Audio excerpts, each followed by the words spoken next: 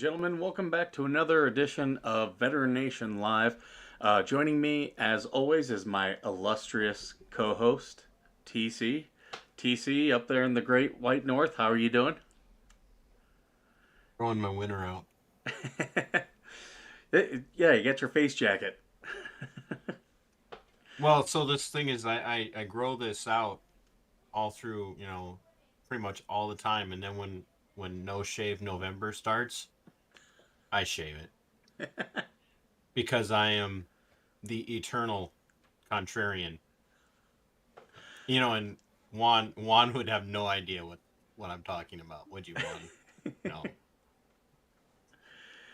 You guys live in all the cold places in the U.S., and here I am where it was 86 degrees here today. I'm not bragging, it's finally nice weather for me. I normally have it ungodly hot. But yeah. Well, it's funny that you talk about it that way because just like Tuesday or Wednesday of last week, it was 83, and 2 days later, there was frost on the ground again, Yeah, I heard in the and then UP of Michigan they had it 12 snowed on inches or Thursday. several inches. Not 12, just It several snowed inches. on it snowed on Thursday and Friday, and we're due for at least another 75 or 80 degree day. So I don't. I'm just. Everybody's like, "How do you do it?" And I'm like, "Well, I got a friend that's talking about making a trip up here for something. I was telling him, you know, we have heat in the cars. You know, we You have fireplaces. we we, we, we do have heat in the cars. We're not running around. do, And like do you have your Halloween costume picked out? I I am bet you I can, super. Greg. I I can guess yours. You're going to be an angry libertarian. the hell, Skipper. I am unaffiliated, and I'm about to be a solo host on this show if you keep it up. Yeah, I think you'll like mine. I got this really long Native American headdress. I'm going to be wearing I that. thought you were gonna go like the. I thought you were gonna wear your pimp suit again. No, I got the headdress. I'm growing out the beard. I'm going to tell people I'm Elizabeth Warren. No cultural appropriation here.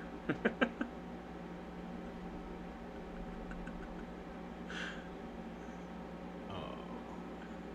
See, folks, this is what I have to work with. This is why I do a solo show most of the time. And it's why we have a guest today. I So you love don't have Skipper. I love Skipper though. I really do because he's better than Seinfeld. speaking of But if TV anybody person, follows me on Facebook, they know how I feel about Seinfeld. So I have been writing more of my elevator pitches. They're not ready for prime time yet, but I am getting more ready. So we'll be able to do that bit again in the future. could you save that for a weekend when my internet's not working? Sure. Well, when you can't be here and we bring a guest on. Yes. In fact, let me get a hold of Andrea. She hasn't been on for a while. I love it whenever I write one where you're like, actually, I would watch that because I'm like, that just makes my day. That or when you absolutely hate it. I don't like the middle of the road, You TC. like it when I I like absolutely hate it? I love it when you hate it. I like the extremes when you're passionate one way or the other. Am I ever lacking in passion? I mean, No, honestly. no, that's why I was like, Just, this guy should be the co-host.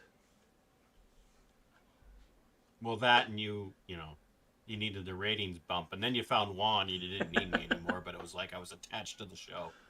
So, I won't lie. Juan is absolutely what we in the military call a force multiplier.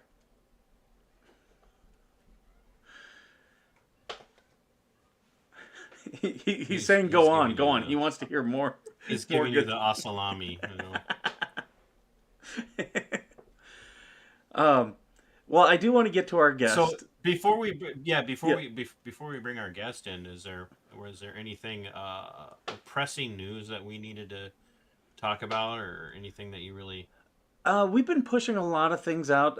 I know we've talked about the if you follow us on social media, we've been pushing out about the VAs. If they want to categorize sleep apnea and tinnitus to where you can actually be reduced down to 0% disability. We did all that work on burn pit registration, and now once the veterans have it, yeah, we're going to reduce it down to nothing for them, which is very typical how the government actually treats veterans.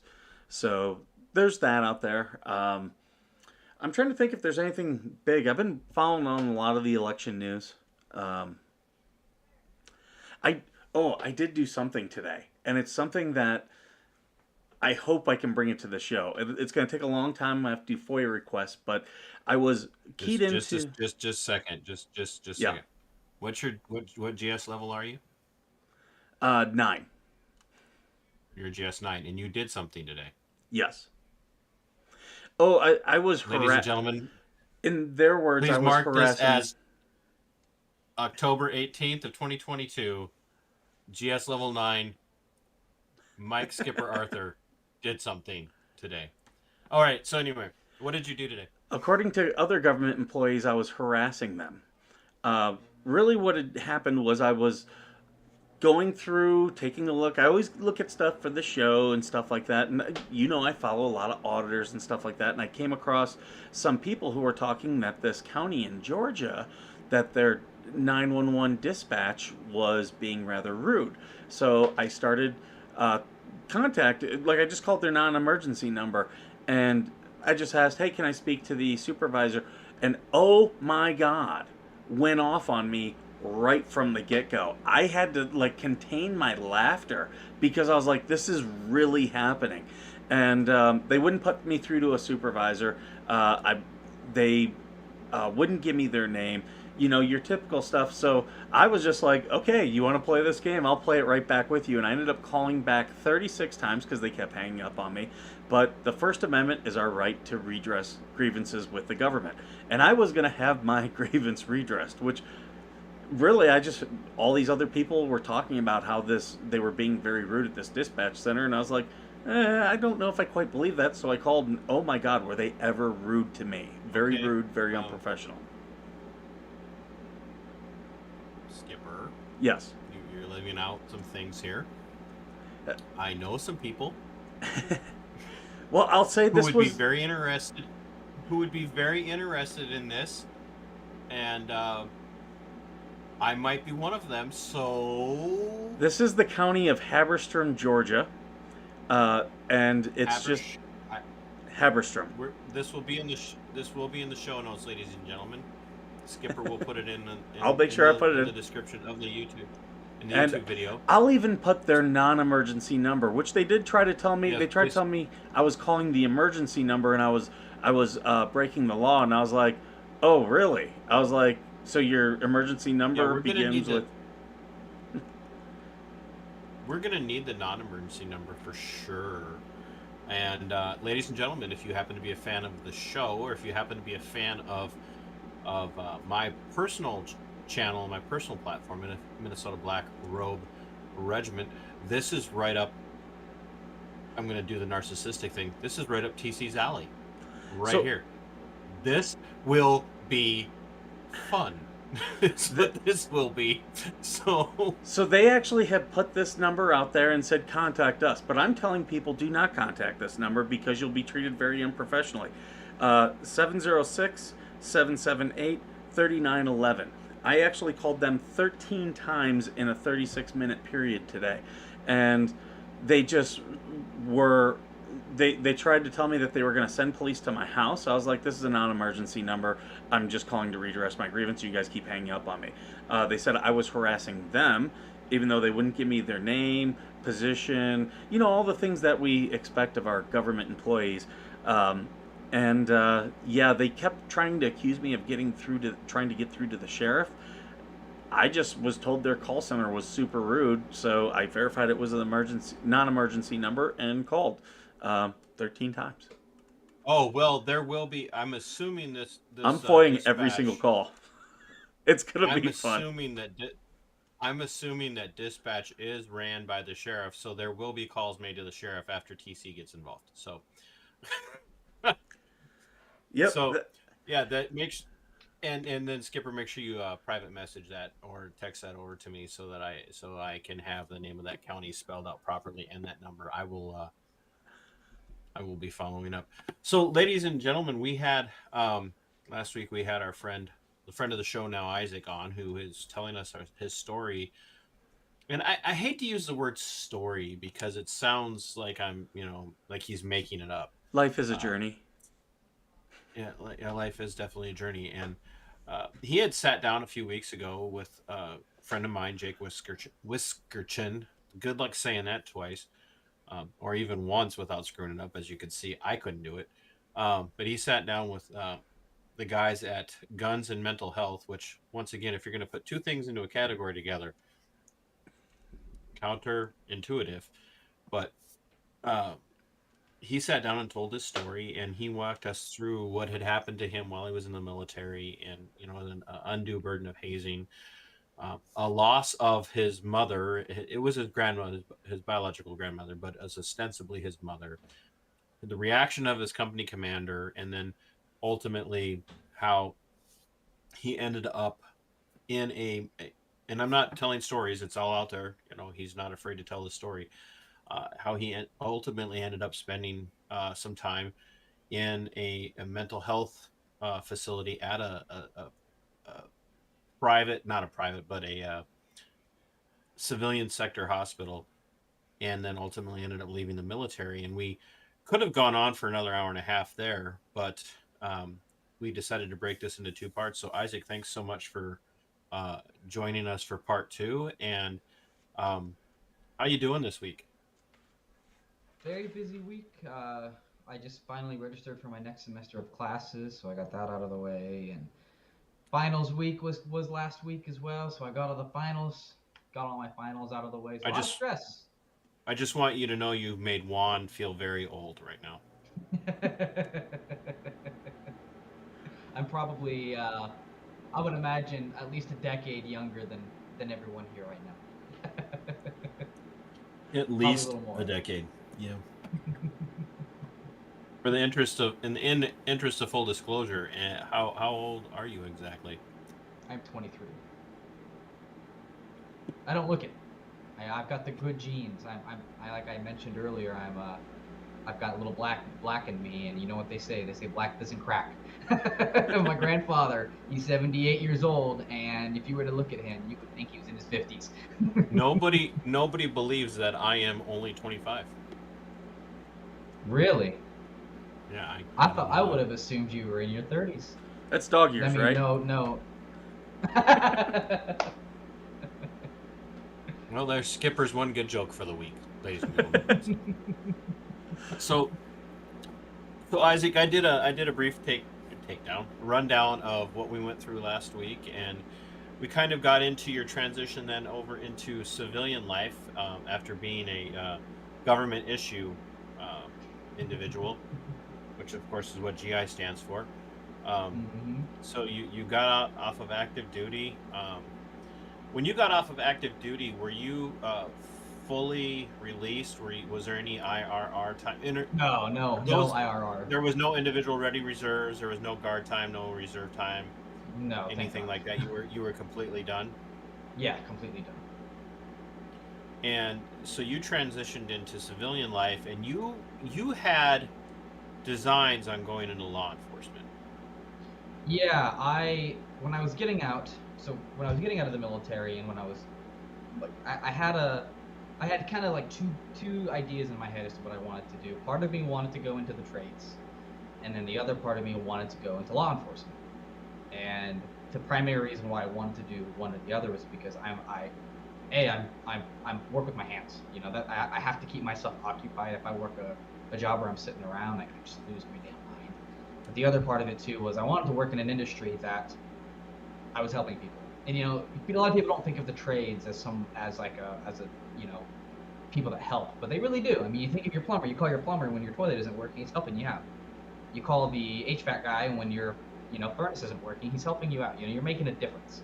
And that was kind of my career plans. And anyways, yes, that was kind of what my goal was law enforcement or or doing the trades. And ultimately, I decided on law enforcement. We'll get to that. So, how quickly did you start to make that transition then into that to wanting to train for that, and how far did you get? So basically, we have to back up a little bit to talk a little bit about what changed my mind. So I I worked was at trying to a put the cart before the horse here, Isaac. I wanted you to start talking about it so we could get to the shocking part. So, well, the biggest reason I wanted to transition was because I did HVAC for a little bit, and I ended up deciding that it wasn't I didn't have as much fulfillment as I was expecting, and I wanted to work a job where it was a little bit bigger than me, if that makes any sense. And that was when it was probably maybe a year, man, maybe 6 months to a year after after I was discharged, to that I kind of finally settled down with, I want to try the trades first. And then it was probably so trades was probably about 6 to 8 months after I got out, and then probably 3 or 4 months after that was when I was no maybe about 9 months after that was when I was like, okay, I want to go into law enforcement of some sort. If not law enforcement, some sort of federal, be it doesn't have to necessarily be law enforcement, but just some sort of federal government job where I'm helping people and making a difference. And so it was probably about a year and some change after was when I finally decided, okay, it's time to, got to quit smoking because I'm going to start preparing to run, because I didn't run for a solid year after I got out. And what ended up kind of stopping and putting a big brick wall between that and my long-term career goals was what happened to me when I went to go purchase a firearm. So if we back up a little bit, I get out the military, and I kind of described a little bit of my backstory in the last podcast. I was like, you know what? I want to go purchase a firearm. I wanted a nice 12 gauge shotgun for home defense, and I wanted to get myself ready. I wanted to hunt. I really wanted to get into hunting, or get into hunting again, I guess. And I want to get myself a rifle. I'm going to set it up for hunting, and all that kind of jazz. where were you? And Where were I you went living at the? Where were you living at this time when this started to Oregon. happen? Oregon. This was in Oregon. I went back to my home state, and as much as Oregon is on the West Coast, they actually have fairly decent Second Amendment like they're very surprisingly lax on their Second Amendment rules. It's very interesting. You wouldn't expect that out of a West Coast state, but they're actually very Second Amendment friendly, which you wouldn't expect. But so yeah, I was in Oregon at the time, and I think I was doing air duct stuff. I was working on duct work and HVAC stuff, and I was like, all right, I'm gonna go purchase a firearm. So I went to my local gun store. There was a small business that I love. When I was in high school and I had guns, that's where I went when I bought ammo and rifles and stuff. I'd go to this specific shop, and I went there so often, the guys knew me. And I went down there to go purchase a firearm, and this was right in the middle of COVID, so it was like the biggest gun grab in history is what we call it. And so I figured it was going to take some time for the background check to run through, and so it didn't surprise me, when it didn't run back immediately. And the guy told me, hey, this is going to take some time. Give us a call back in 24 hours or whatever. Well, about 72 hours go by, and I don't hear anything. And so I ended up deciding, I'm going to give them a call, see what's going on. And they basically tell me that my background, my NICS check, the National Institute of Criminal System or whatever it is, it was immediately rejected. And a lot of emotion kind of ran through my brain there. I didn't really connect the hospitalization to that denial, mostly because I figured, how would what happened in New York affect me in Oregon? I was like, how can this affect me in a completely different state? Well, the key to that too is that it's a criminal check that they're running. They're running a check for criminals prohibited from firearms. We can have a philosophical debate on whether or not anybody should ever be forbidden from owning a firearm. Ever. Mm-hmm. I mean, obviously, if you're in prison, you shouldn't be walking around with a 6-shooter. But the idea that the state can step in and strip anybody, but let alone the fact that you had done nothing criminal, you were on the NIC system for your hospitalization, but you weren't even aware of that. You were just told you're prohibited. Yeah, even when I was in the hospital itself, I remember that day very clearly when I went into the ER. I had the thought in the back of my mind a little bit, thinking, is this going to have some long-term effects? But I figured, like, well, no, it's not like I did anything illegal. It's not like I was dragged here in cuffs and I walked in myself. So I had a little bit Well, of that the thought, but the MPs flat out told you weren't required to go. They just wanted you to. yeah, exactly. And they specifically told me too, like, you're not under arrest, you're not being detained. Mhm. I mean, I'm not a cop, so I don't know, but as far as I understand, whenever because the policy on drum is if you go in the back of a cop car, they have to put you in cuffs. And you And didn't so as they have were putting me in cuffs, you didn't go have ahead. any type of diagnosis that you were a danger to yourself, correct? No, no, no, no. I mean, I had depression, but at that point, there wasn't any on my discharge. I mean, I have the medical record myself, and on at the very end of my discharge paperwork, it even states that the hospital feels that this individual is safe for discharge and is no longer suffering from, Yeah, I mean, the things that everyone led him to the hospital. everyone gets You were depression, you even were Juan, back to who's like a Pollyanna type. well, and you were at Fort Drum. So if everybody who, I mean, it's Fort Drum. So I Yeah, mean, everybody's depressed there. But I mean, you were exactly. back. You were. I mean, after the waiting period, after the hospitalization, you were back at the range, blowing things up and shooting Hmm. things, and you Yeah, know. I it So here was you are as there's a young man, and you're able to go to a range with live ammunition and explosives and use them, and nobody's batting an eye while you're in the military. But unbeknownst to you, you end up on a criminal registry across the country telling people you're not allowed to buy a firearm.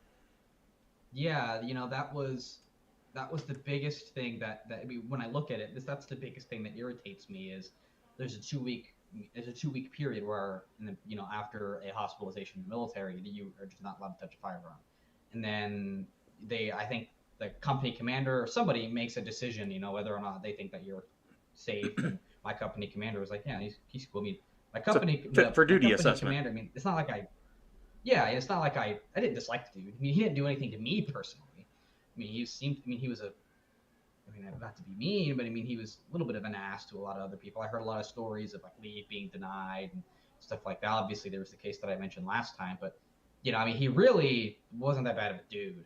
But anyways, after the 2 week period, we went off to go do training exercises, and I think it was a couple months later, I was out shooting rocket launchers because I was the AT4 guy, and then I went to a shotgun bracing course. Like, I mean, that was another reason that when I was applying to get this thing repealed, I thought it was going to be an open shut case that this guy went and was the fucking infantry. Excuse my French, but he was in the infantry.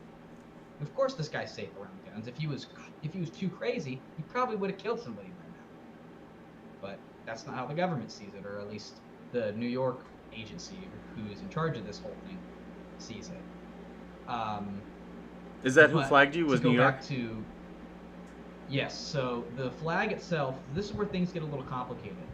So after I had received my denial, I mean, I'm sure you guys have never had a denial, so probably not exactly sure what happens. But what happens is the they're not the police, excuse me, the gun store themselves, they aren't told why you deny. All they have is a little sheet of paper that says, call this number to figure out what you did. And so I walked in, they gave me this sheet of paper, and if I remember correctly, it was to the FBI.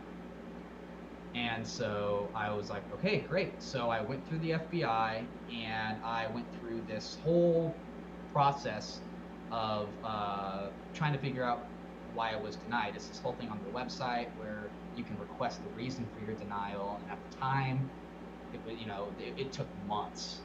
It was months of me. It wasn't, and I want to preface this as I make it sound like it was as easy as me just going to the FBI's website. It really wasn't. It was a very vague piece of paper, and I ended up having to do a lot of digging to figure out where I needed to go to figure out where this denial stemmed from. And so what I ended up having to do was I ended up calling my local sheriff's department, because in Oregon they have two forms of background checks. They have obviously the NICS, and they have their own kind of form of NICS where the sheriff's office does some sort of background check themselves to verify if you ever had a criminal history in Oregon or something like that.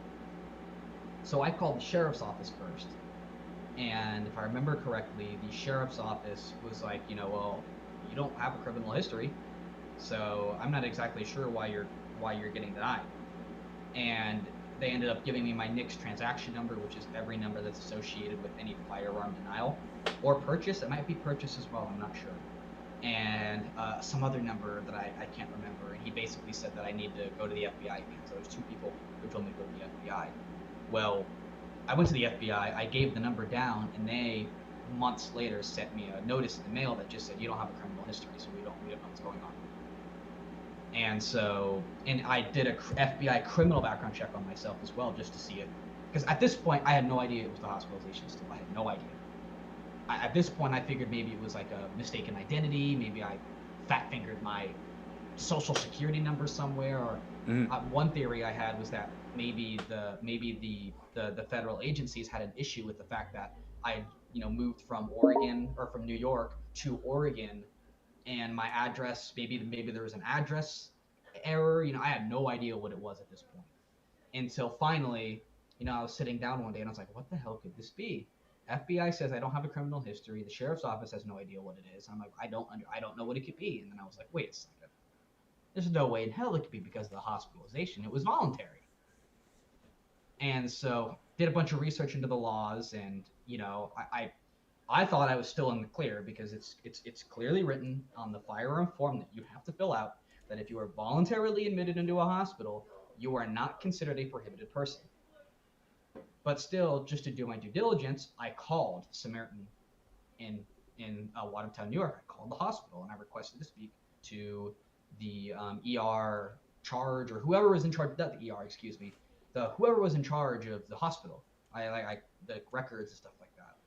And I called them, and after a long hour of sitting on the phone waiting on hold, finally somebody picked up, and they said, and I asked him, was my hospitalization the reason I can't own a gun right now? And the lady on the phone said yes. And I asked her, I said, well, I don't understand. This was a voluntary commitment. Why am I barred? Why am I being barred from owning a firearm? And she said that by law, and whenever somebody is hospitalized, voluntary or involuntary, they are supposed to submit this information to the New York NICS, which is its own separate entity. And the New York NICS can decide from there whether or not they want to send it to the federal NICS and bar you from owning a firearm. And that's where things get really stupid. I've been in contact with local politicians. I need to correct you. I need to correct you there. This was stupid from the moment you got hospitalized. Yes. Okay. I'll correct that. I'll say where things get confusing was recently I've been in contact with a local politician here in Texas. I live in Texas. This is where I live now. And I contacted a local politician to see, if they could help me at all. And the local politician did some digging, and they couldn't, because of the separation between the state and federal government.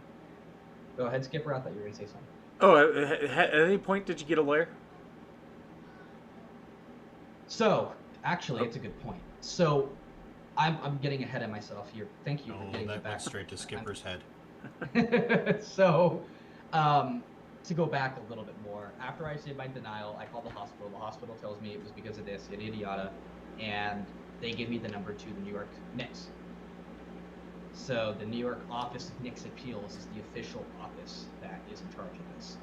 And I called them and I said, hey, I'm on this list. I want to be off this list. And they sent me a PDF that was the whole thing that I'm supposed to do to fill out to appeal this denial. And I noticed on the paperwork it said it should only take about 16 weeks. So I emailed back and I said, hey, I'm getting all my paperwork together right now. How long is this process going to take? It says here it's 16 weeks. And they go, oh, it's going to take about a year. And I emailed back and I said, I'm sorry, but how I what? At this point, I was going to go to the academy. At this point, I had plans to go to the go to the police academy. I was preparing, getting back into physical shape. I stopped smoking, and I was getting my mentality right. And I figured that 16 weeks, that gives me enough time to prepare myself. I can sell my record, and I can proceed forward. And when they said that it's going to take a year, it crushed me. I had to, at that point, And that was a year. That was a year just to look at it and make a decision, not a year to look at it and tell you, "Oh no, you're good." That was just a year to look at it and either tell you yes or no. Yeah, exactly. And so it crushed me. Yeah, at this point, I had been out of the military for a little over a year and a half, and for the last maybe 9 months, I was preparing. I mean, I'm normally pretty physically active. I go to the gym every day. I try to be as active as possible, but I was going hard at this point. I was going to the gym twice a day. I was doing cardio. I mean, I quit smoking. I smoked pack every couple days in the military, and I just quit completely. I just cold turkey because I knew I needed to be a good runner, and so I was preparing. And so when they said it was going to take a year, it crushed me. And at that point, I had to debate. I remember I sat down with my girlfriend, and I was like, "Well, what the fuck? What am I gonna do?" Because that was what I was gonna do. I was just a few months from applying, and I just stopped me. And I was like, well, I don't know what I'm gonna do with my life now. I decided trades wasn't a thing. I wanted to go in law enforcement, but now I can't. What am I gonna do? Mm-hmm. And so for a solid 6 to 8 months, I was depressed. Like my whole life was just completely turned upside down. I was depressed, and obviously it didn't reach the point that it was in the hospital. But I mean, I was down. It felt like it killed all my motivation, killed it completely. And after a very long time of thinking, I decided, well, I guess I can go to college. And I'm not a college person at all either. I mean, I did horrible in high school. I've never been a good student, and I had no intentions of going to college until this happened. And that's when I was like, well, if it's going to take a year, I could go get an associate's degree in criminal justice. That'll give me a leg up, and when I go to apply, and yada yada yada yada yada. So after I kind of got out of my slump, I created an alternative idea to get my associates in criminal justice, go to college, and then apply. And I figured that would give me enough time for them to, appeal this, and it would be over with, and it would be expunged and all that stuff. Well, when I was to go back to your question about the lawyer, when I was appealing this decision with the paperwork that they gave me, it asked for my entire psychiatric history from the day that I was born. Sorry. And I mean, I thought that was a little strange, but I just wanted to get this thing off my record, so I just did everything they told me. And little did I know, they didn't need that information. They did not need any of that to make a decision. It was not necessary, because every lawyer that I spoke to post all of this said, you should have gotten a lawyer, because we have dealt with these people before, and they did not need your entire psychiatric history. Mm-hmm. All they should have needed is the hospitalization and everything after that, because what you said to your therapist in high school does not matter to the case at hand. Well, anyways, it takes me a while to gather all of these records, because the hospitalization itself was my military record. So then I had to dig up that, and I had to go to the Lane County Behavioral Health, and I had to dig up my high school records. And for the record, I've seen a therapist since high school, not because I'm crazy, but just because I enjoy it. I have always seen a therapist, which might actually lend some credence to the idea that you're crazy. So, and I always say that the people who say that they don't need a therapist are the ones who absolutely need a therapist. Like, once you've been going to a therapist and you're like, oh yeah, this can really help you, your outlook on it changes. I Yeah, never it's tell anybody I don't need a therapist. I just tell people I'm not going. see, that's fair. It's People just all ask, about with therapy. Oh, go ahead. oh no, I was just gonna make a joke. I was gonna say, yeah, the only reason I don't have a gun around is because of how often I say, if only I had a gun right now. I am, and I guess I should have, I was gonna say this in the beginning before I even started saying anything, but I got distracted. I, for anyone who's listening right now, and anybody who's listening to this story, I want to make sure that I make this point coming up very clear. It's very, very important to me. I'm not going to these podcasts to make a political point. I'm not coming to these podcasts to, you know, to try to, scream and yell about the Second Amendment. I obviously care about the Second Amendment. I'm very conservative. Go ahead. I'll do it. Yeah, you can. Obviously, there is a legitimate stake. I believe this is a violation of the Second Amendment. I wholeheartedly believe that. But the reason I go onto these podcasts is not so I can rant and rave about politics. The reason I come onto these podcasts and the reason I want people to know about this is because I take mental health very, very seriously. Right. And I believe that this is more than just they took away my gun rights. Obviously, that pisses me off beyond belief. But the other thing about this, the other big, elephant in the room is that laws like this stop people, veterans especially, who have or might be dealing with mental health issues from seeking help. Absolutely. And that is what I want anyone who's listening to if you're going to take anything away from my story, it's that these laws like this that are supposed to help don't. All they do is contribute to the massive mental health problem that we have in this country right now. And it's criminalizing mental health. What it's doing is it's taking people that want to seek help and it's turning them into criminals, and it stops people from seeking help. That is the most important thing that I can stress. And that's one of the reasons why Jake and his crew do what they do, guns and mental health, is over and over and over and over again. What they talk about on their show is the reality that for a lot of veterans, especially, and law enforcement types, shooting is mental health care.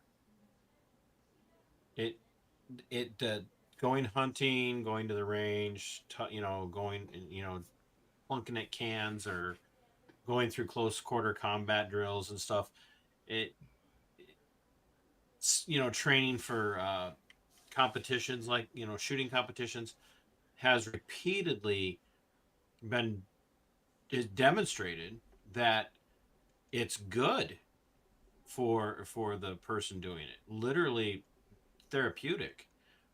And and one of the reasons why I wanted you on, and I told Skipper and Juan about you right away, was the reality that, as you said, it's not only are we criminalizing the mental health uh, concerns of people, but we are, as a society, as a culture, we are actively contributing to the continuation of suicidal ideation and actual suicides within the veteran community.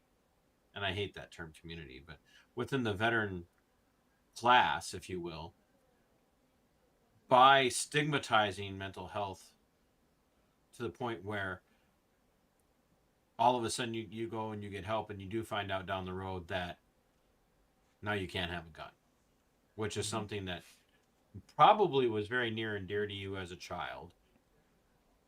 Something that you became accustomed to doing, would have never dreamed of using it in a way that was unsafe for you, and it became a part of your culture, that now it's a comfort for you to be able to go out to the range or whatnot. And we're going to strip that away from you and label you a prohibited person, which means, as you would attest, and you can tell us a little bit of how that you reacted to that when you were told you were prohibited. But now all these things that you might have wanted to do with your friends, with your family, with your buddies, whatever, Now you're afraid to even go because you not only could you get yourself in trouble and end up with an actual criminal record, but you could actually get them in trouble as well.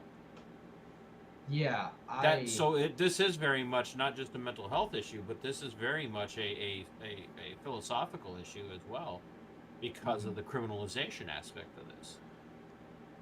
That, and I want to point out that, since New York v. Bruin, which happened this last summer, this coming court session is probably going to be one of the most important as far as Second Amendment rights that we've seen in a long time, because it's going to take, as we're already seeing with California and New York laws, it's going to take a little bit for the ripple effects to kind of get out there and we get some actual precedents.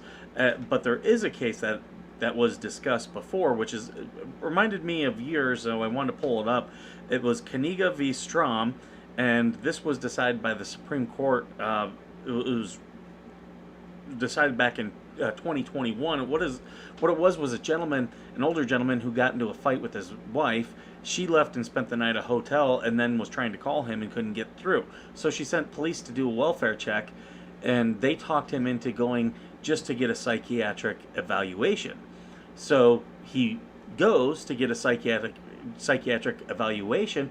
Everything's fine, but the hospital calls and tells his wife, "We're not going to release him unless you turn over the guns to the police."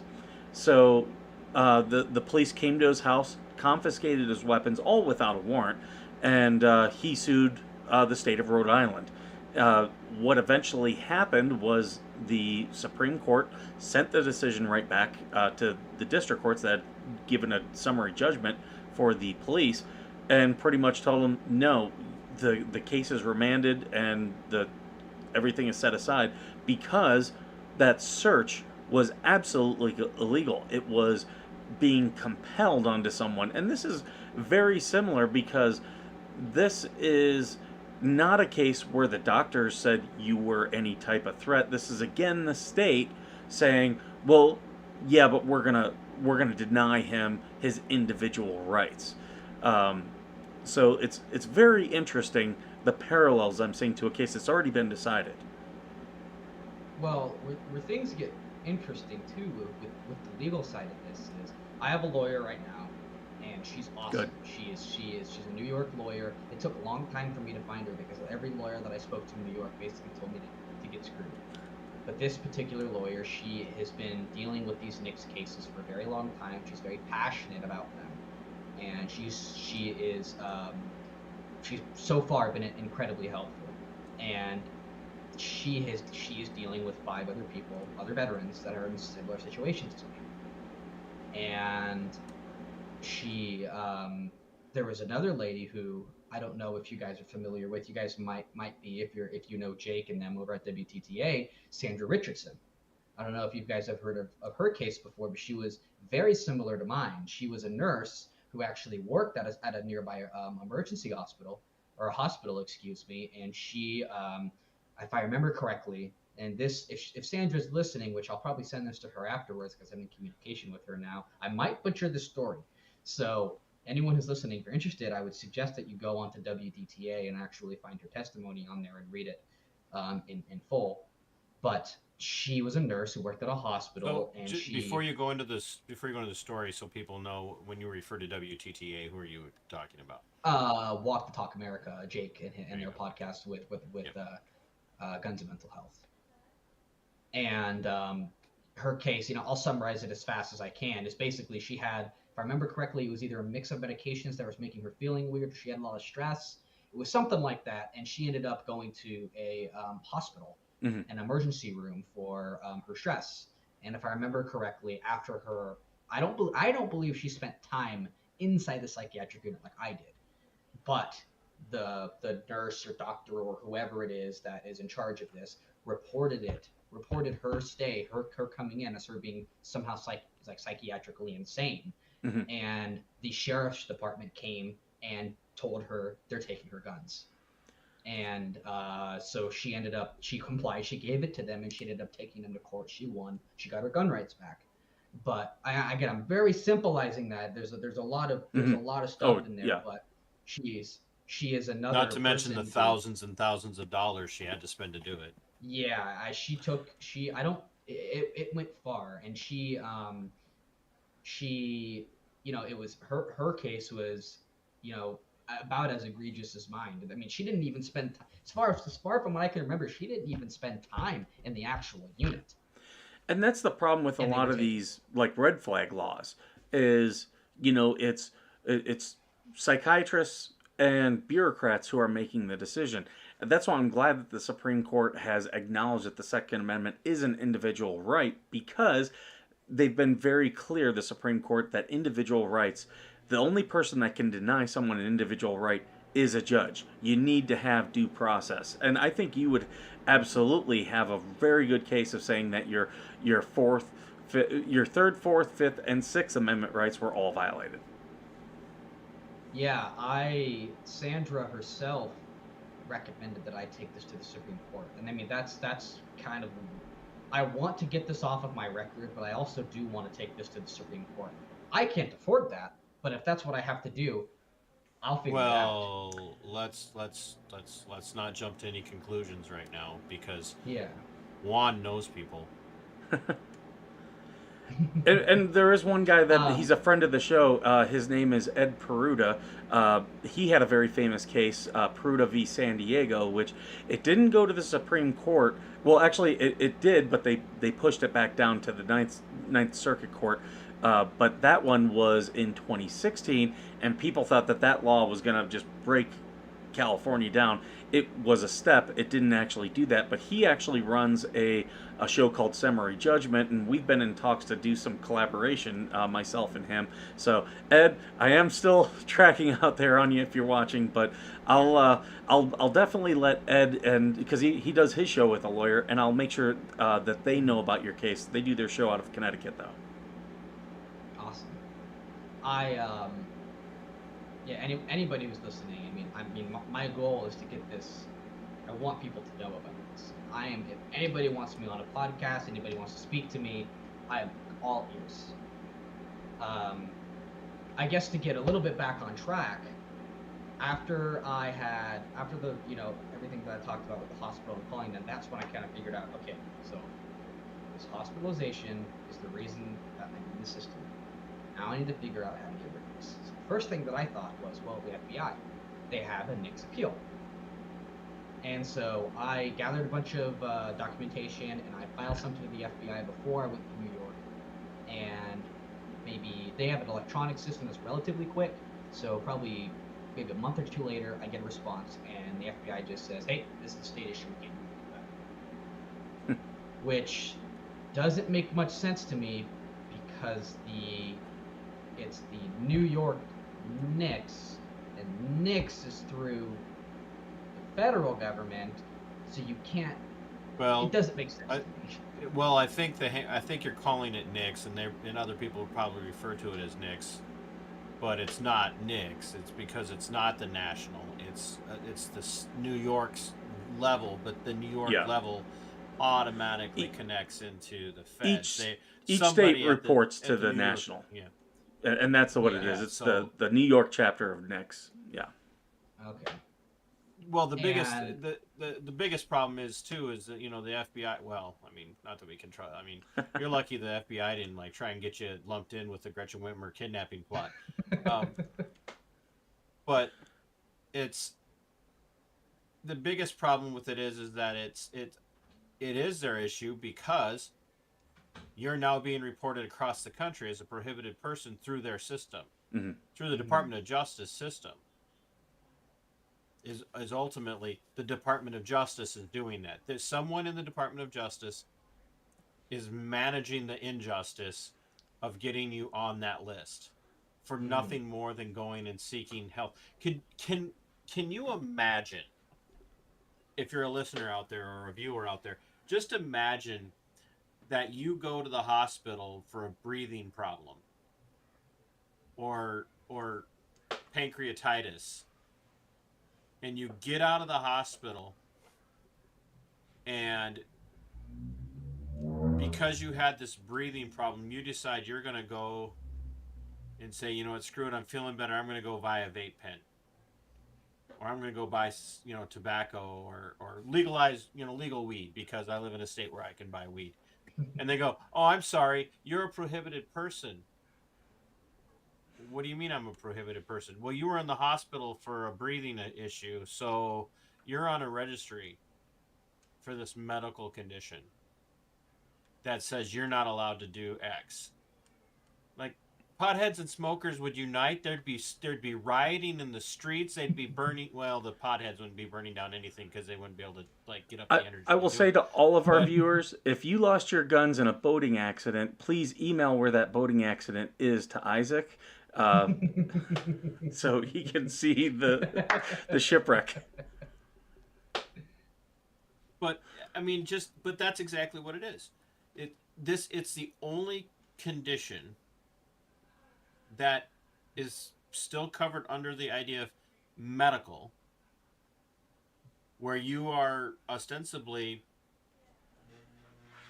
stripped of your constitutional liberties without due process, without seeing a judge, and then you've got to spend thousands and thousands and thousands of dollars of your own money and time to fight it, to get something granted back to you that they had no right to strip from you in the first place, because they could not demonstrate that you were ever a harm or danger to others.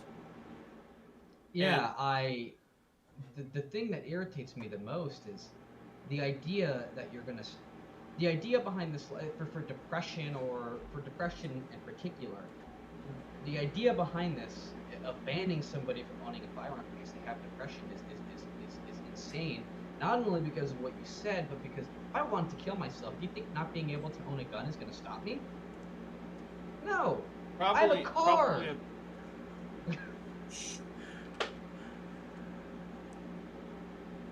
You know, it's like Don't tell anybody.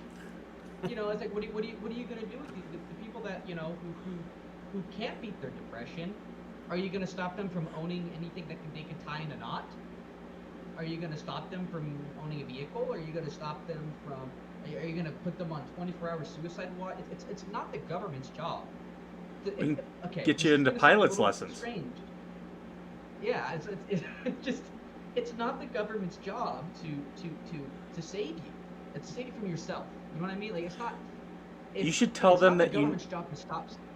You should tell them that you need an ability to get a gun because you're planning on going to Ukraine to fight alongside the freedom fighters. I'm sure they'll just rubber stamp it and be like, "Oh yeah, he's got it." You know, it's just it's not their job to stop. This man is crazy. Must have him in our military. I'm very pro freedom, letting people do what they want to do. And I know this is going to sound controversial, but if somebody wants to kill themselves, you should do everything in the power to stop them before they do. Obviously, but you shouldn't criminalize them. If somebody wants to go shoot themselves, you shouldn't try to arrest them for trying to do it. You know, you help them seek help to get over what's going on. You don't criminalize them. It's not the government's job to stop somebody from doing what they want to do. Well, I mean, in the military, you hit on. Oh, go ahead, TC. Go ahead, Skipper. Well, you hit on something that, like, if you're aware that somebody is actively suicidal, getting them help is the goal. But stripping them of their fundamental, constitutionally enshrined, not granted, constitutionally enshrined rights and liberties is literally the very last thing in the world that they need, because that is the thing that could plunge them into deeper darkness. Period. I guess it is absolutely it is. I guess to correct my statement, I would say it is not with suicide in particular. And somebody who's done a lot of time, researching and reading about this, with suicide and depression, mental health in particular, the only person that you can blame, and the only person that is responsible or should have a responsibility to stop them from committing suicide is themselves. Period. If you are dedicated to commit suicide, me talking to you is not going to stop you. The only person who's going to stop you is yourself. You have to change the mindset. And I know that because of my friend James. I believe, I mean, I can't, he's dead. I don't know how to speak for him, but I know him well enough to know that he was determined.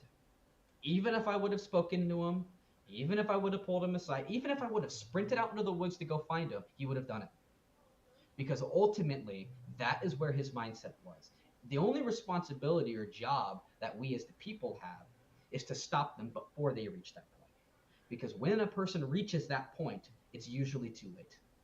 And this is also a person who worked at a psychiatric.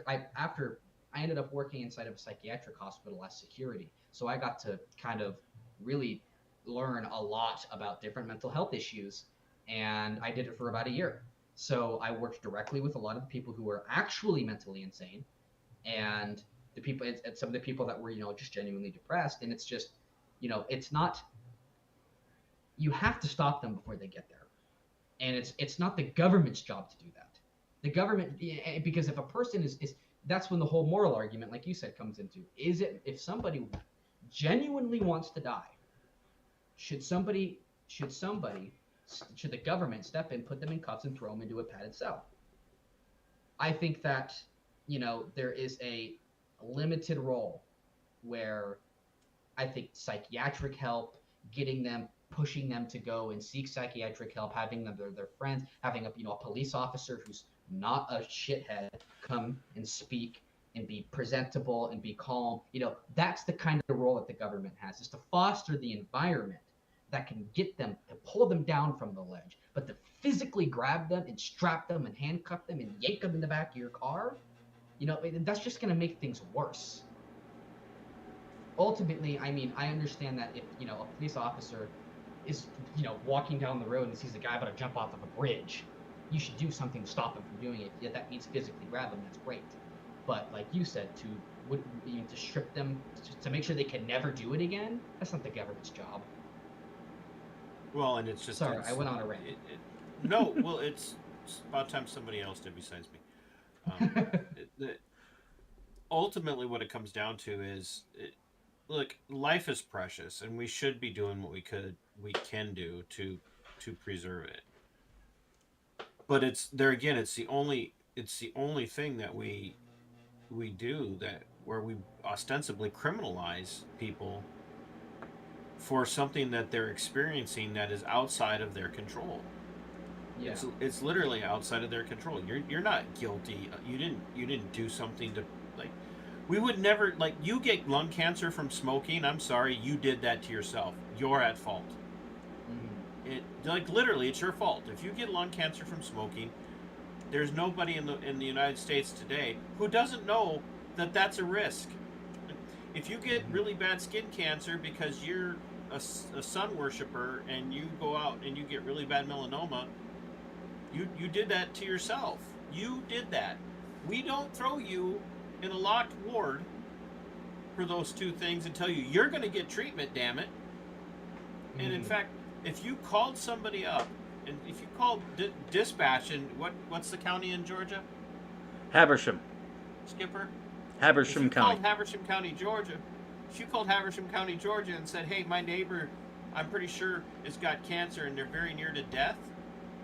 I think you should come over and force them into the back of your squad and take them to the hospital and get treatment." They'd be like, "They wanted me arrested today. They wanted to take away my rights for making phone calls because they were doing wrong."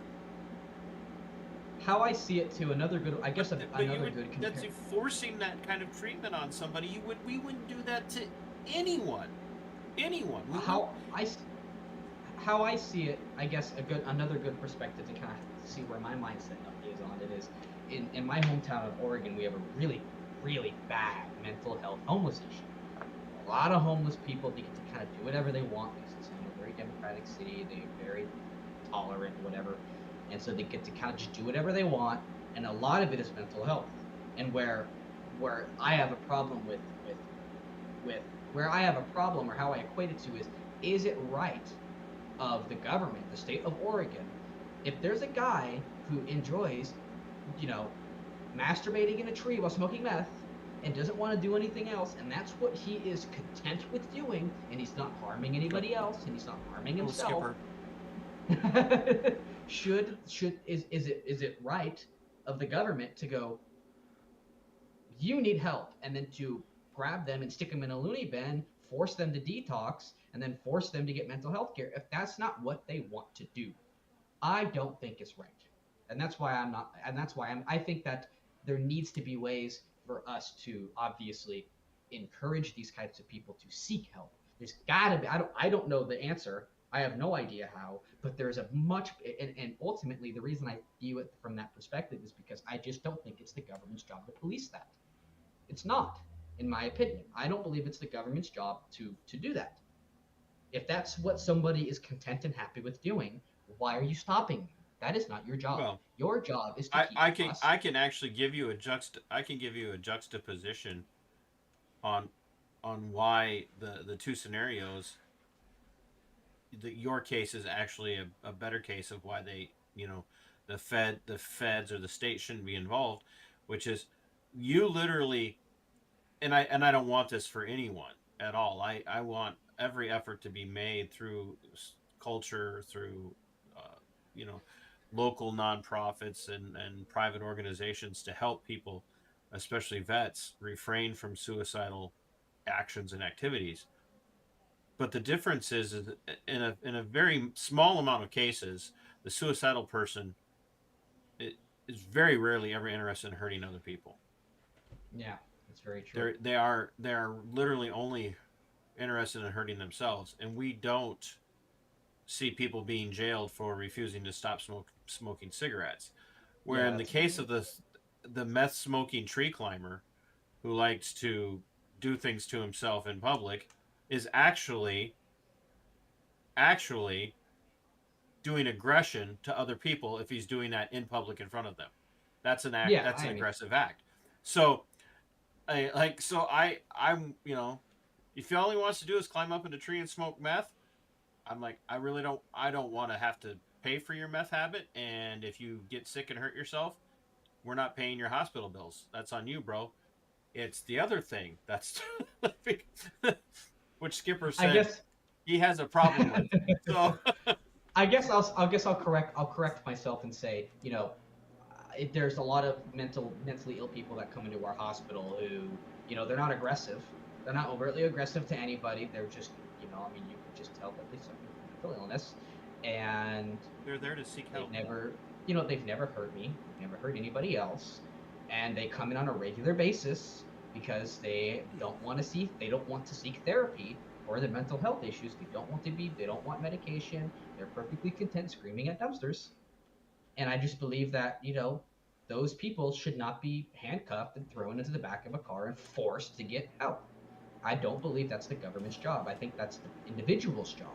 You should have, because ultimately, if you do not want help, if I force help onto you, it's going to get nowhere. And I know that because when I worked in the hospital, I saw people that had massive drug issues where they were forced to go inside of our clean rooms where they would, forced to detox for the day, and they would be forced to kind of, and they would see a therapist, and they would see a psychiatrist, and they would check them out, and if they were worse, they'd go to the actual behavioral health unit. But those same people would come right back 3 weeks later, and it's because they don't want help. So us forcing them into these rooms, forcing them into the behavioral health unit, is doing nothing. All it's doing is giving them a place to sleep and eat, and that's what they want. They don't care about your psychiatric care. They just want a place to eat and sleep. And I can't blame them. Well, I went off on a big tangent. To go back on course, I ended up appealing. The FBI told me, nothing they can do, and I ended up going, all right, I'm going to appeal to the New York Office of NICS Appeals. Or Office of NICS, yeah, the Office of NICS and SAFAC, excuse me. Court of Appeals, I got it mixed up. So I went through them, and again, like I said earlier, I thought it was going to be a clear-cut case of just, this guy is an infantryman. Of course he's safe to own guns. It was 10 months later. This was 3 months ago. I get a letter in the mail from the New York Office of Nixon Appeals. And I was like, great, finally, it's off my record. Well, I opened up the mail and it's a denial letter. And it's the most condescending, rude. It's the worst. It's the most. Reading it gives me so much anger. And the reason why it does is because there's a. I'm gonna pull it up here, and I'm gonna read the specific snippet of it that makes my blood boil, and you guys are gonna understand exactly why it makes my blood boil. Let me pull it up here. I have to. Let's see here. There it is. It says, based on the available information, it cannot be established that you have sufficiently resolved the problems that contributed to your involuntary commitment, nor have you gained the skills and understanding necessary to manage symptoms appropriately and safely on an ongoing basis. After a thorough review and analysis of the materials submitted and subsequent investigation, we cannot conclude that your record and reputation are such that you would not act in a manner dangerous to public safety. Therefore, we believe that it would be we have determined that it would be contrary to public interest to allow you to own a firearm. So you're guilty because you haven't proven yourself innocent. Yeah. And I the stuff I had to provide for this thing were crazy. I had to provide letters of recommendation from friends. I had 6 people that have known me for decades write letters. I had to give, and these people used, so every 3 months on the dot, I was emailing them and asking them, what's the status? Where is it at? What is going on? There's a list of what they used as evidence. They used my email correspondence to them as evidence somehow. And I didn't say some crazy unhinged stuff. And I literally, I copy and pasted. Obsessed. Yeah, I copy and pasted the same exact thing into this email, which was, hi, I am just checking on the status of my application. Thank you. All I said. And then if they responded with something, maybe I'd reply back. But I was always calm. I was never aggressive. But somehow they used that as evidence. And the craziest thing about it is, if you guys remember what I said about how I had to provide every single medical record from the beginning that I had ever sought psychiatric care, which is, in my opinion, a massive HIPAA violation to begin with. They used things that I said to my high school therapist in 2015. Don't hit the table. Evidence. Juan's gonna Sorry. lose his mind. No. They used things that I said in 2015 against me. And that's another thing that just baffles my mind, because what does what I said to my therapist in 2015 have to do with how I am now? Mm-hmm. I was 15. I was 15 years. I had a big obsession with the Punisher growing up when I was in high school. I loved justice, and I loved the idea of a big character killing bad guys.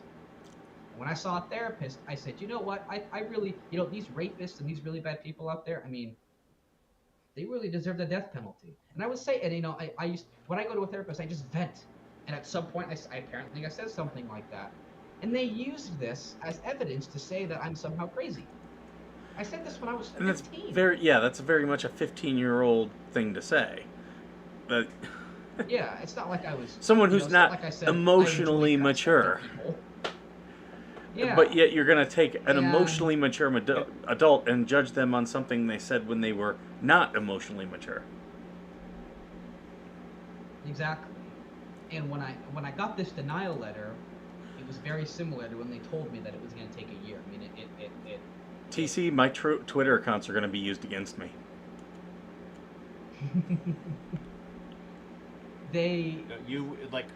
Which one of the 12?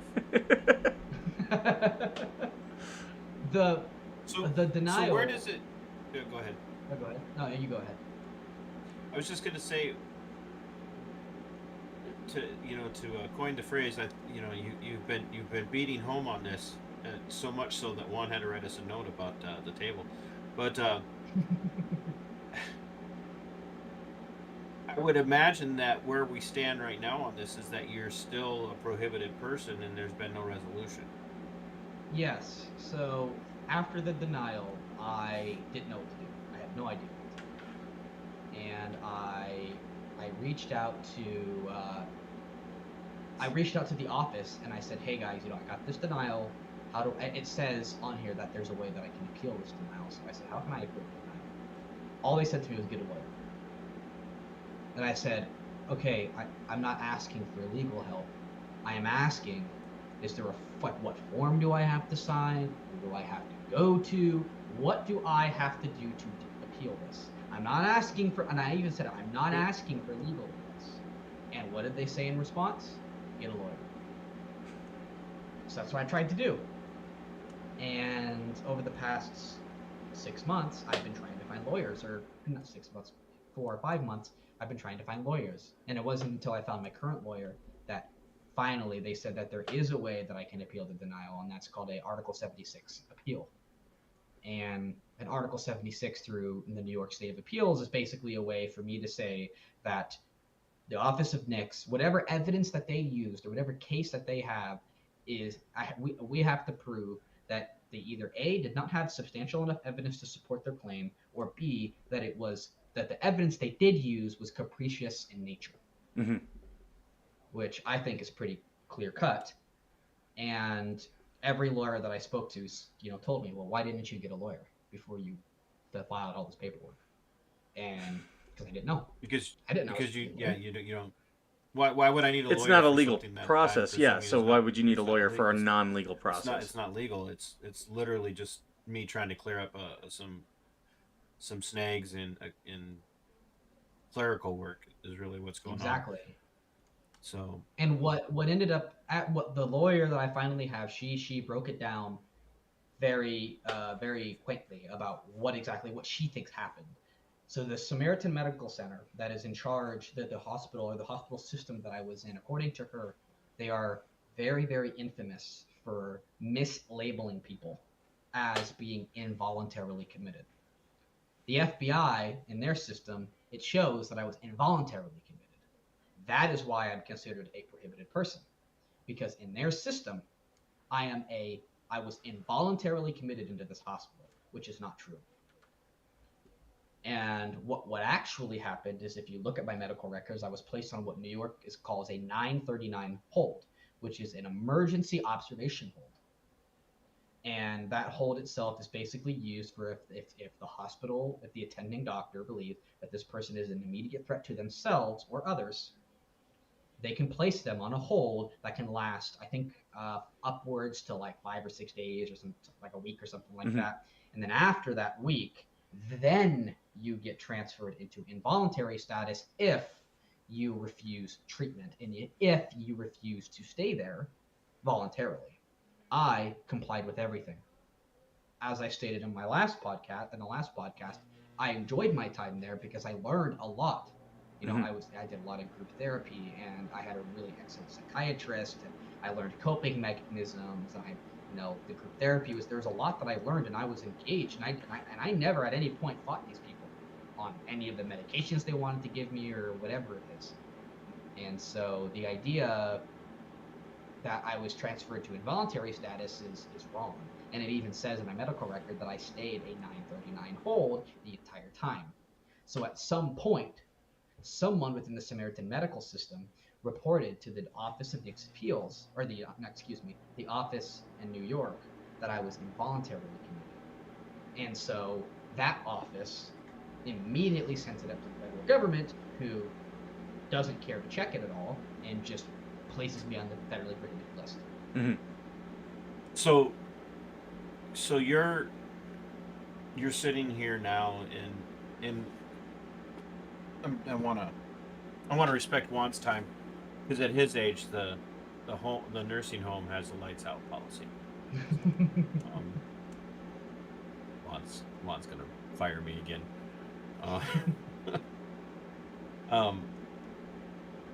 You're in this position now where you've had to retain a lawyer, and you're going through that. So I mean, we're a ways out from having any resolution with that. And so when you get closer to that, when you get some resolution, or your attorney feels like there's stuff that you can talk about, and as it regards the case and any litigation that comes forward, I'd love to have you back on here with us, and I'd still like to have you on my channel as well. how you doing through all this emotionally and mentally? You know, briefly, because Juan does have a funny for us to go out on. Because if we don't go out on a funny, then we're all just going to go out on a black pill. Well, when I got the denial letter, it hurt me pretty hard because I at this point decided I wanted to pursue the cybersecurity degree that I'm pursuing now, and the last year and some change, I had my original plan was to go local law enforcement for about a year or two and then transfer into federal cybersecurity. I wanted to go that route because I thought I was going to look more competitive, and that again, it destroyed. Now it's even if I get this thing appealed, it's gonna be a stain on my record, and no police department's gonna take me. And so I've had to kind of reevaluate what I want to do, and with my goal of being federal, I want to work federal cybersecurity. I want to work for the FBI, but not in the criminal justice sector. I want to work in the cybersecurity sector, or maybe CISA, which is Cybersecurity Infrastructure Agency. I want to work in these federal agencies doing cybersecurity. I found another passion, but I don't know if I'm going to be able to now because of this stain on my record. And according to the office, there's not even a statute of limitation on this. It lasts forever. So let's say I just decided to never appeal this, it would stay on my record for the rest of my life. I would be barred from owning guns for the rest of my life for a 5-day stay in a hospital. So it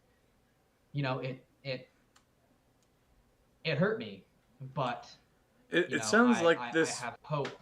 should be a civil rights lawsuit at some point. I hope some of the gun organizations like Gun Owners of America, NRA, USCCA, someone like that. I hope you they would. just say the NRA. They're The NRA does He's jump not in on important enough for the cases. Well, no, what they'll do is they'll wait till it actually gets into federal district court, and then they're going to want to enjoin onto the case. That's what they do. But I would hope that at least one of the smaller groups would take this up because, actual groups. yeah, because this is actually a civil rights case. You're being denied a civil right that no judge has ever said that you did not have. I see it as how I see it, and this is going to sound relatively grim, but I feel like I have less rights than a felon. Mm-hmm. And the reason that I say that is because at least a felon had due process. At least a felon could go to court. A felon can vote for his case. I didn't have that opportunity. I didn't have it. I can't. There's no way for me to go to a court and even at this article hearing, I don't. From what I understand, I'm not even really supposed to show up. I'm supposed to just be my lawyer. Mm-hmm. So I can't even plead my own damn case. I can't argue against what they're claiming I am. I can't argue the idea that. Oh, go ahead. Well, it's just it's screwed up, and I don't want to delve too much into what the lawyer's going to do or not going to do. I want to save that for once you actually start to get some resolution. As we get ready to watch Juan's lemonade stand here, I want to encourage you to not look at this situation as being disappointing. I will tell you right now, the last place in the world you want to be is getting into law enforcement. Period. Mm-hmm. Because if you have any sense of justice or and you're at all constitutionally minded, they're not looking for people like you anymore. And you will be severely disappointed, especially going at the federal level. Take your desire to do cybersecurity and turn it into a cottage business. Find a way to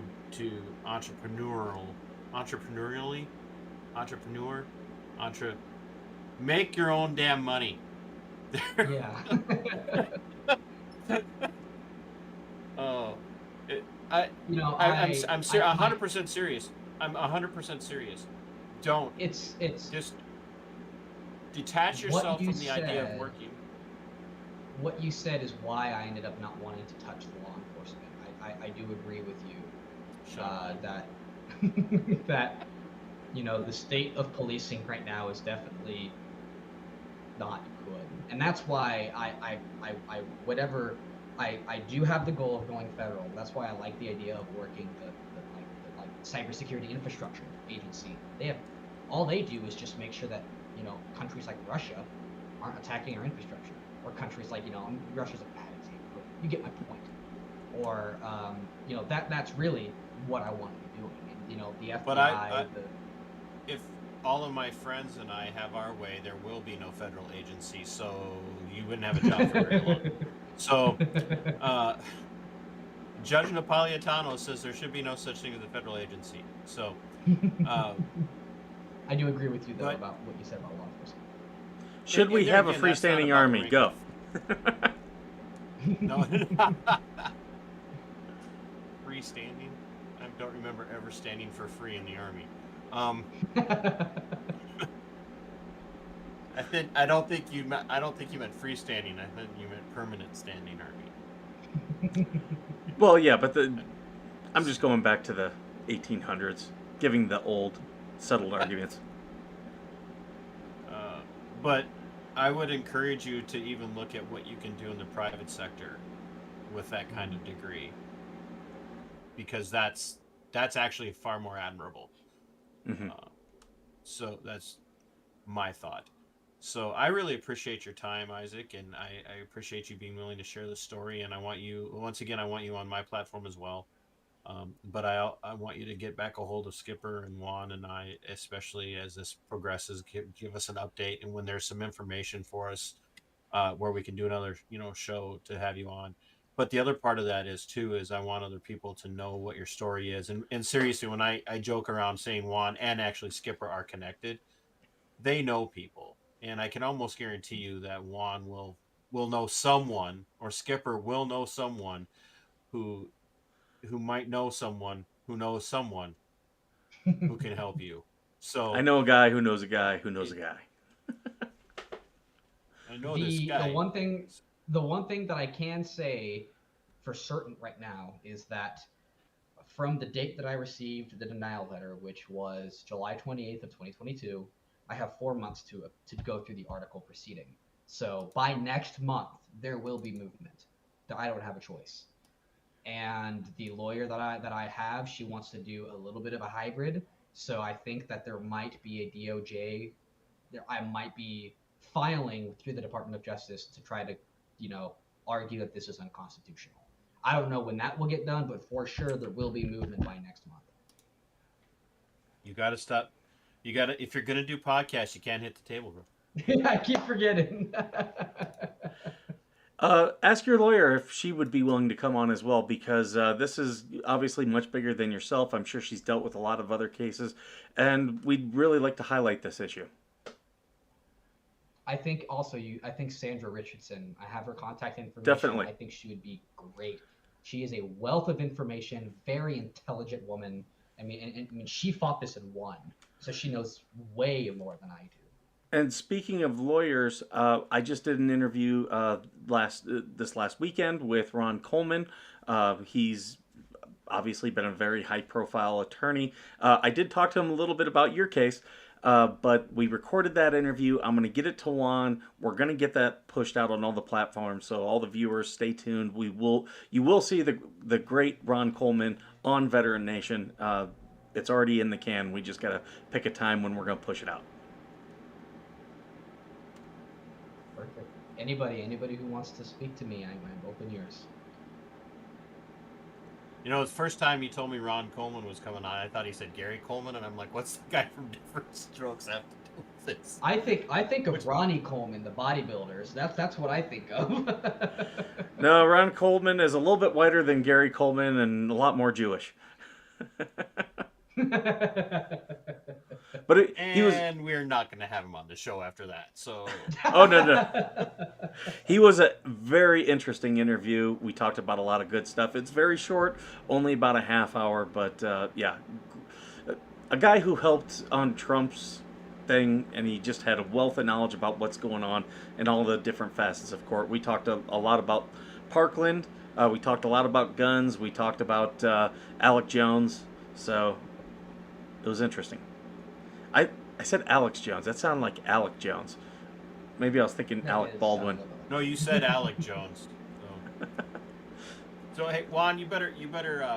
We're down to the wire here. You better play our lemonade stand video. Hey, aren't you a little old for a lemonade stand? Aren't you a little old to be alive? I'll show you old. Oh, dang it, Juan. You know I wasn't gonna do anything. That's my bad. Ugh. Okay, but why do you have a lemonade stand? It's not mine, it's my nephew's. Jesus? No, his name is Juanito. I don't think I've met him. Yeah, my sister's making me watch him because he's like a troublemaker or something. Well, that's very honorable of you. Yeah, I'm pretty much just making him work for me, and I'm gonna take all the money and buy myself some new jeans. I'd probably do the same thing. You would, you scumbag. What? Oh, there he is. Whoa! Hola. Juan, he looks just like you. That's racist. No, I mean, I can see the family resemblance. Excuse me, senor. Do you wanna buy some lemonade? No thanks, buddy. I just had some coffee. Then why are you wasting my time then? Ah! Juanito! No, it's all right. You know what? I'm gonna take care of this. Híjole! That'll teach you! That'll teach you! That'll teach you! Don't worry, his mom gave me permission. Ándale! Ándale! Ándale! Okay, stop! I'm sorry, Senor Josh. I'm sorry you had to see that. It's okay. It's my fault. I should have just bought lemonade. Don't encourage him, Josh. I'm just saying, none of this would happen if I had just bought lemonade. Don't tell me how to raise other people's kids. What are you talking about? $50 for a lemonade? You drink it, you buy it. Yeah, but I didn't know it was $50. Do we have a problem here? Whoa, relax. That's it! I'm gonna paint your pumpies red! I'm out of here. Good! Leave! Just like my dad did! Juanito, are you acting like this because your dad left you? No, it's because that viejo over there won't buy any lemonade. Juanito, I know you're hurting. It's just... Hey, vato! I thought I told you this is my territory! That's what I thought, fool! Juanito, stop! And where did you even get so many bottles? Wait! I want to buy some lemonade. Josh, you don't have to do that. No, I want to. Could you pay for that guy that stole my lemonade too?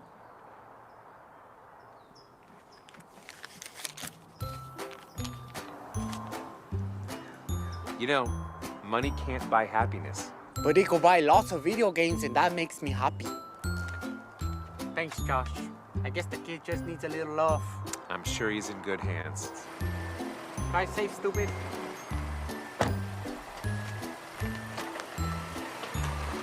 Here you go, Uncle Juan. It worked. That's right. Easy money.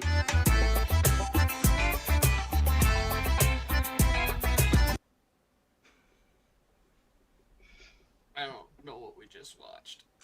It was funny, but I don't know what we just watched. Isaac, how can people reach out to you and have you on their That show? is your brain on the Air Force. If anybody wants to reach out to me, the best way to reach out to me is to email. I'm very busy, so if you do email me and I don't respond immediately, I swear I'm not ignoring you. And my email is Richey, Richey 25@gmail.com. Okay. Which is the Richey 25 is the 24th sequel to iRobot. Yes, that's exactly why I called it that. He is a facsimile of a facsimile.